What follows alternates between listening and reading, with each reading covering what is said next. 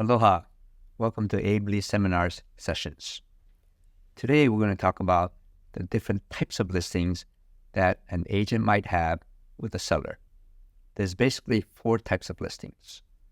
And we're going to talk about first one called a net listing.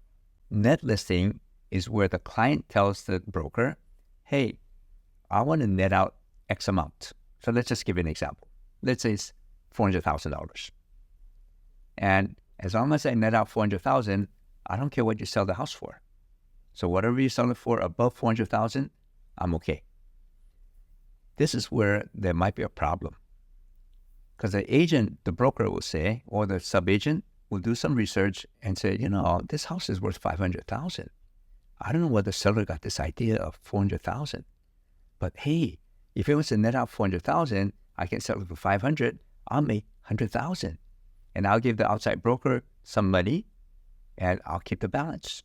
So there's a chance that there might be a conflict of interest, and there might be a breaking of this fiduciary responsibility that agents have to their clients. So net listings are not recommended, and also they're not able to be placed into the multiple listing service as a listing contract. So net listings are not illegal in Hawaii, but they're not recommended. And you cannot list net listings in Hawaii's MLS. What's the problem with this thing? Well, if the seller doesn't know the true value of the property and is mistaken on the value, he thought it was worth $400 net, but it's really worth $500. Well, there's a $100,000 differential. So if the agent was, really good and ethical, he'd tell the client, I've done my research. I think your house is worth $500,000. So instead of doing a net listing where you only get $400,000, let's list it at $500,000 and take the normal commissions, and then you can net out more. That's a better way to do it. So again, I have not done any net listings in my career, and I really don't want to do that. Second type of listing is called an open listing. And that's really a wrong name. Open listing is the seller says, hey, I'm smart. I don't need a realtor to list my house, but I'm going to list the house, put in the paper, put in the internet or whatever, and say, find me a buyer and I'll pay you a commission. So that's what they call an open listing. So the seller is selling it by himself. And the buyer's agents will look at the property and go, oh, I have a client that might want to buy this house. So the seller is saying, I'm going to be, quote, the listing agent, but the house is open to any realtor that brings me a buyer, and I'll pay you a commission.